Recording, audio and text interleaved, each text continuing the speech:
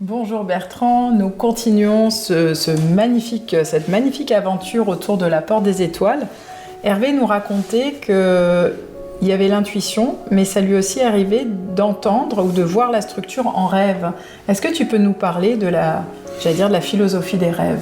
Est-ce que tu peux nous ouvrir les rêves et la guidance par le rêve ou avec le rêve ou la guérison par les rêves? Je ne sais pas comment. Qu'est-ce qui te vient? L'autre jour, je feuilletais le livre de Jung qui s'appelle Métamorphose de l'âme et de ses symboles.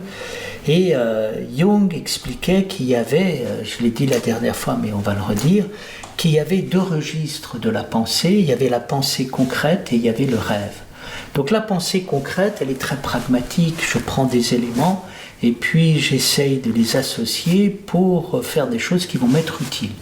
Donc nous sommes là au niveau du cerveau reptilien, qui est le cerveau de l'adaptation primaire, qui utilise le monde autour de lui pour pouvoir être dans sa survie. Et puis ensuite, nous rentrons dans le deuxième aspect de la vie, où je ne survis pas, mais je vis. Et je vis pour aller ensuite vers le troisième niveau, qui est celui de la survie, c'est-à-dire la vie au-dessus de la vie, celle que recherchaient les surréalistes dans la surréalité. Alors qu'est-ce qui est intéressant pour nous? C'est d'apercevoir ce que l'on trouve dans le fait de rêver. Rêver, c'est aimer. Et Freud disait c'est désirer. C'est-à-dire quand je suis amoureux, je rêve de la femme que j'aime et elle me fait rêver. Et j'ai des images éveillent de l'amour et l'amour éveille les images. Et je la fais vivre à l'intérieur de moi-même, et même si elle n'est pas là, et je l'aime, et j'aime penser à elle, et elle m'enchante à travers tout ce qu'elle fait, tout ce qu'elle dit, tout ce qu'elle est, et je l'ai créé, je l'ai recréé. Hein. Donc qu'est-ce que c'est que l'espace du rêve? L'espace du rêve est tout à fait essentiel pour équilibrer l'espace pragmatique et utilitaire. Il faut faire trois choses dans la vie. Il faut faire des choses utiles, des choses inutiles, pour que le troisième élément, va au-delà de l'utile et de l'inutile. Et là, qui est le moment du souffle de l'esprit. Et donc, qu'est-ce qui se passe? Nous avons besoin de rentrer dans la terre et de faire des choses utiles, et c'est très très bien de faire des choses utiles, et il faut survivre, et nous avons besoin de faire le contraire, c'est-à-dire de nous évader, de faire des choses inutiles, pour quoi?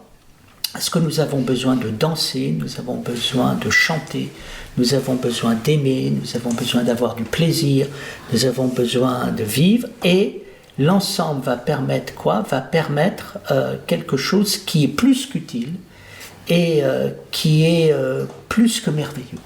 Et là, c'est le moment où le ciel s'ouvre et il parle par tous les aspects de la vie et il me permet de vivre pour m'accomplir. Donc là, on est au niveau de la surréalité.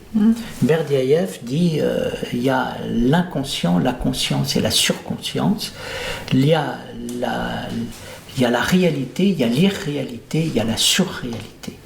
Et Bachelard avait vu qu'il nous faut la science pour entrer dans la réalité, il nous faut la poésie pour aller dans l'irréalité, mais il n'avait pas découvert la surréalité, il la devinait. Bon. Et la surréalité, le moment où là, nous sommes prêts à entendre les choses divines, parce que premièrement, nous vivons à l'extérieur, nous vivons à l'intérieur, nous allons vivre dans le niveau supérieur. Voilà. Et donc, il faut qu'on soit accompli et qu'on puisse véritablement vivre. Hein. Parce que si tu ne vis pas dans le réel pratique, tu ne survis pas. Et si tu ne vis pas dans le domaine intérieur et onirique, tu ne vis pas. C'est ça. Et donc, il faut survivre, vivre, et après, tu peux, grâce à ça, passer au niveau supérieur. Et j'étais en train de me dire qu'il y a un mot-clé que tu aimes beaucoup, c'est la royauté, et Freud parlait quand même de la voie royale des rêves. Ah oui. Il y a quand même un lien avec la royauté. Et ce qui est extraordinaire, c'est que le monde a toujours eu... Le problème, c'est de savoir associer les rêves et la réalité. Et on voit une grande difficulté à équilibrer tout ça. Donc, alors qui est-ce qui équilibre tout ça? C'est le héros. Et Jung dit, au fond, tout passe par la libération intérieure, c'est-à-dire la libération, c'est toi, c'est moi. Il y a la réalité pragmatique, le rêve, puis il y a toi. Et finalement, la clé de tout, c'est toi. Et donc, tu dois t'approprier le réel, t'approprier le rêve, et ensuite t'approprier celui qui vit. J'allais dire, il y a quelque chose du rêve dans ce que j'entends, tu me dis ici. Il y a quelque chose du rêve, mais qui rejoint quand même le forgeron, c'est-à-dire qu'à un moment, le rêve, il y a une notion de conscience, mais ensuite il y a une notion d'action dans ce que j'entends. Il y a quelque chose du rêve en action dans ce que j'entends. Alors, il y a quelque chose, c'est-à-dire, premièrement, tu agis. Deuxièmement, tu agis extérieurement. Tu agis intérieurement, tu fais vivre ce que tu vis. Et ensuite, tu peux aller vers le supérieur.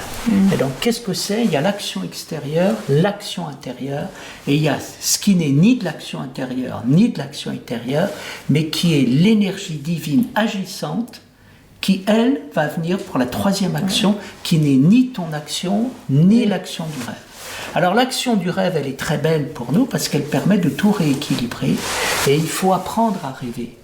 Et il faut apprendre à être poétique. Et la poésie est véritable, et le mariage de trois éléments. Malheureusement, on n'en a vu que deux. Quand on parle du mot poiein en grec, on parle de la fabrication, et puis on parle de la parole. Et puis on dit, voilà, le poiein, le poétique, c'est la parole et l'outil. Donc c'est trois éléments. On a oublié le troisième. Le troisième, c'est l'élément céleste. C'est-à-dire, qu'est-ce que c'est que l'homme poétique ? L'homme poétique, ça peut être l'artisan qui fabrique, mais ça peut être celui ensuite qui est l'artisan humain qui parle pour aller vers l'artisan céleste. Tu vois ? Donc il y a celui qui transforme la terre, et ensuite celui qui transforme l'homme, et après celui qui transforme la vie. Et il y a toute cette transformation qui doit aller de la terre vers le ciel et du ciel vers la terre. Donc si tu veux, c'est ça qui est passionnant dans la question du rêve. Le rêve, il réapparaît dans l'autre monde parce qu'il a été exclu par le rationalisme cartésien. Pourtant, toute la philosophie de Descartes est inspirée par des rêves. Et ensuite, Descartes, il a eu 3 rêves, et dans lesquels il a été averti de ce qu'il allait faire, c'est-à-dire de la science qu'il allait mettre en place. Et qu'est-ce que fait Descartes ? Il fait le contraire de ce qu'il a eu dans Rêve, c'est-à-dire il réduit la nature à la machine. Et en réduisant la nature à la machine, il ne veut plus entendre parler de tout ce dont la Renaissance avait le sentiment, c'est-à-dire de la nature comme vie, avec des forces qui sympathisent les unes avec les autres et qui créent une vie à l'intérieur de la vie. Il ne veut plus entendre parler de ça, parce que c'est pas du tout clair, c'est confus, et il veut arriver à quelque chose qu'il maîtrise. Donc Descartes ramène tout du côté de l'artisan, et dans le discours de la méthode, qui sont pour lui les modèles de la pensée, ce sont les artisans, mais au sens mécanique du terme, ceux qui savent fabriquer du terme. Et Descartes néglige totalement l'aspect. Alors, on voit une réaction contre Descartes en disant il a mis l'homme en face de la nature, et il a coupé le lien entre l'homme et la nature, et il faut à un moment réunir l'homme et la nature, parce qu'on a bien le sentiment qu'on vient de la nature en même temps qu'on ne vient pas de la nature, et on n'arrive pas à mettre de l'ordre dans tout ça. En fait, qui est-ce qui commence à essayer de rééquilibrer le rapport entre conscient et inconscient ? C'est toute la psychanalyse, mais quand je te parle de la psychanalyse, je ne connais personne qui ait bien équilibré la vie matérielle, la vie du rêve et la vie divine. C'est marrant parce que même chez Jung, il conseillait quand même, ça me touche parce que je revois différemment certains préceptes de Jung. Il conseillait vraiment aux psychanalystes de travailler ou la pierre ou le bois, d'avoir des temps vraiment en lien avec la matière, je dirais brute, mais c'est pas le terme, pour équilibrer aussi, même à l'intérieur de soi. Déjà, travailler ça. Tu m'as fait penser à quelque chose, parce que je l'ai su il y a quelques jours. Je m'intéressais à la vie de Nicolas Flamel, Et il s'avère que Nicolas Flamel explique, donc avant de devenir un alchimiste connu, donc plus de 20 ans, mais ils disent 25 ans, mais bon, j'ai pas les dates exactes, il aurait eu un rêve qui lui a montré un vieux livre en lui disant « Tu achèteras ce livre, et dans ce livre, il y a écrit des choses que seul toi verras, il y a quelque chose qui n'a jamais été révélé par ce livre. » Et 25 ans après, il est sur un marché, il achète un livre à bas prix, et il va déchiffrer. Et ce qui me touche dans ce que tu dis, c'est que quand tu parles des lois divines, quand tu parles de l'obéissance, j'ai l'impression que le temps n'a plus la même texture. J'allais dire, cette porte des étoiles, elle a mis un certain temps à s'installer, mais relativement rapide. Mais le rêve, il peut nous donner un espace-temps qui n'est pas... Il n'y a pas de temps. Entre le moment où il rêve, il se passe peut-être 25 ans avant qu'il trouve le livre, mais il y a une évidence qu'à un moment, ça se fait. Alors attention, là c'est pas un rêve, c'est un songe. Ah, alors là, c'est-à-dire attention. Alors là, dis-nous tout. Si tu veux, c'est lui qui dit, hein. C'est lui qui dit qu'il a eu un rêve. C'est pour ça que j'utilise ce mot-là. Mais en fait, il a eu en songe quelque chose lui a été révélé par le monde d'en haut pour son action. On lui a prévenu 25 ans avant. Qu'il allait rencontrer un livre tout à fait par hasard et que ce livre allait changer sa vie. Alors là, on n'est plus dans l'ordre du rêve. Le rêve, c'est autre chose. Le rêve, c'est je vais être capable de danser, de chanter avec ce que je vis et je vais le transformer en liturgie intérieure, une liturgie onirique. Donc, ce sont des choses magnifiques qui est une autre appropriation. Ah, par contre, il faut que tu nous en parles. Là, il faut juste que tu nous dises, du coup, le songe. Alors, le songe, c'est ce qui se passe quand, à travers le rêve, quelque chose qui a l'air de rêve, ce n'est plus le rêve qui parle, c'est autre chose. C'est-à-dire, le songe, c'est la pensée qui va au-delà de la pensée, c'est la pensée infinie. Quand quelque chose te frappe, tu dis « je vais y songer ».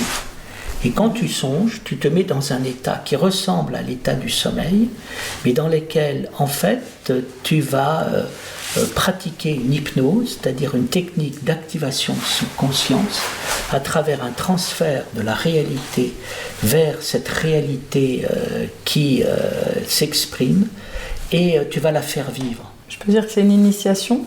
C'est c'est avant une initiation. Avant une initiation. Comme une préparation. Dieu te parle à travers des paroles intérieures. Okay. Et il te parle à travers des choses qui te font songer. C'est-à-dire qu'il t'arrive de songer dans la vie et quelqu'un te dit quelque chose et puis ça te marque et puis tu y penses et puis tu l'emmènes chez toi et puis plusieurs jours après, plusieurs mois, plusieurs années après, tu réfléchis à l'intérieur de toi. Et puis ensuite, tu as quelque chose qui se passe. Tu m'as raconté ce matin l'image de ce petit garçon qui avait expliqué à un jeune juif en lui crachant dessus qu'il avait tué le Christ et qu'il était mauvais. Et puis ce petit garçon retrouve un jour ce petit garçon sur lequel il a craché, mais il va mourir parce qu'il a été blessé, je crois. À la guerre. Et à la guerre, et celui qui avait craché, sur lequel il avait craché, est devenu son médecin. Et il lui dit je me souviens et je te demande pardon parce que je t'ai craché dessus. Ça, c'est le songe. C'est-à-dire qu'il a vécu toute sa vie avec le geste épouvantable qu'il a fait et il l'a sur le cœur. Donc attention, les paroles divines, elles restent 30, 40 ans. Il n'y a pas de temps. Il n'y a pas de temps. Pour nous disons qu'il n'y a pas de temps pour l'inconscient. Il a vécu avec quand même cette chose affreuse qu'il a fait faire. C'est-à-dire, ce pauvre petit garçon qui n'avait rien fait, on le traitait d'assassin parce qu'il était juif, c'est une horreur. Et dès qu'il a fait ça, c'est inscrit dans son cœur, il a vécu tout le temps avec ça, jusqu'au moment où il lui a été donné de pouvoir demander pardon et ainsi être libéré. Être libéré. Donc le problème du songe, il est là, c'est-à-dire qu'on vit avec une parole, avec une image, et il y a des images qui ont un destin à l'intérieur de nous, qui tracent un destin, tu vois. Et donc, voilà, c'est l'extraordinaire expérience du songe. Alors l'extraordinaire expérience du songe, c'est que parfois tu peux avoir quelque chose qui apparaît en rêve et qui est là pour toute ta vie. C'est étrange ce que tu dis parce que en 2010, je suis allée en Inde et je suis allée à Auroville, dans le Matrimandir, et je crois que je comprends que du coup, parce que nous avons eu un temps important de méditation, et je pense que quand j'ai rêvé le lieu, qui a lieu maintenant, mais je pensais pas que ça pouvait être un songe, mais maintenant que tu le dis, je me souviens très bien que tout de suite quand je suis descendue, je dessine jamais, hein. Et là j'ai vraiment dessiné, j'ai compris des choses, mais par contre j'aurais cru que ça allait avoir lieu en 2011, tu vois. Et là nous sommes en 2024, et il a fallu comme un certain temps, mais par contre il y avait une forme d'évidence quand ça s'organise. Il y a quelque chose qui est comme tracé, je peux dire ça comme ça. Il y a une trace au niveau du vivant dans lequel nous pouvons ou pas nous inscrire. Dans le songe, il y a ça.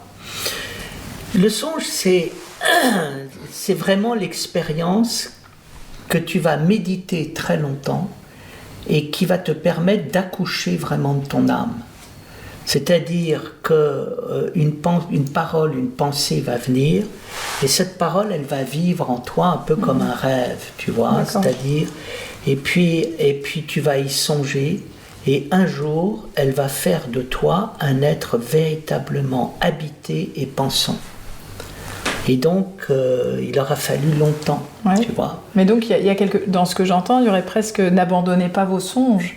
Quelque part. Le songe, c'est ce que vit Descartes, lui, qui par ailleurs songe si peu.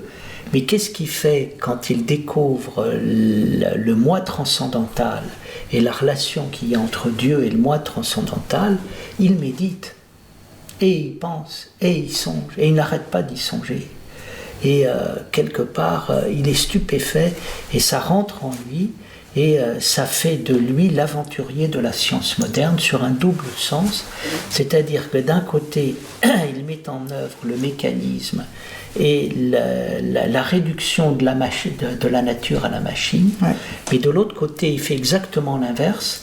Il découvre le moi transcendantal, et qui est l'autre aspect de la science qui va être découvert par Husserl, et qui est expliqué que la science se trouve dans la conscience.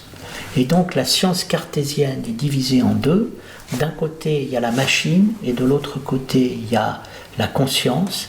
Et il manque la science divine qui serait capable à la fois de parler de la machine, de la conscience, et de ce qui englobe la conscience et la machine. Nous sommes toujours dans ce fameux 3, toujours ce triptyque, ce trépied qui est quantique. C'est-à-dire on passe toujours par tout et le contraire de tout pour aller vers le troisième qui n'est le contraire de rien. Voilà. Et qui embrasse tout, et là on rentre dans l'aspect divin.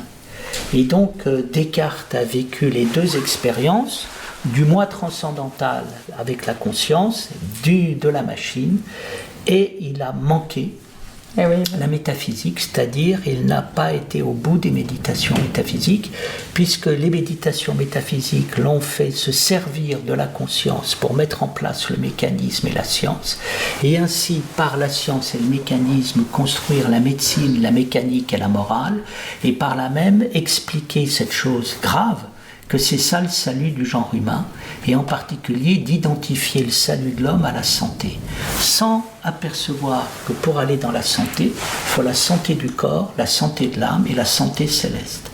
Mais Descartes n'a pas fait intervenir la santé céleste à l'intérieur de ce qu'il vit, et il a eu un rapport à la santé de l'âme uniquement sur le mode du corps et de l'âme. Donc il est retombé.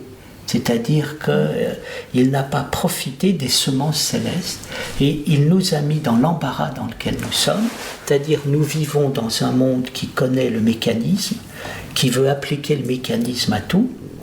Ce monde est appris que, il y a d'autre part des éléments de la conscience transcendantale et puis il y a des éléments de psychanalyse et de rapport à l'inconscient, mais nous sommes incapables de réunir tout ça parce qu'on n'a pas les clés de la vraie science. Alors la vraie science, elle vient d'en haut, elle vient du ciel. Tant que nous ne connaîtrons pas la science qui vient du ciel en acceptant d'être initiés par elle, on ne pourra pas réunir l'inconscient, la conscience et la machine. Et donc on est dans le chaos actuellement, et là-dedans nous avons affaire à des brigands qui se sont emparés de la machine, qui se sont emparés de l'inconscient, qui se sont emparés de la conscience, et pour faire de l'argent, et qui sont les marchands du temps. Donc je crois qu'il faut se réjouir. Pourquoi ? Parce que les choses vont tellement mal qu'elles ne peuvent qu'aller mieux. Donc l'avenir est devant nous.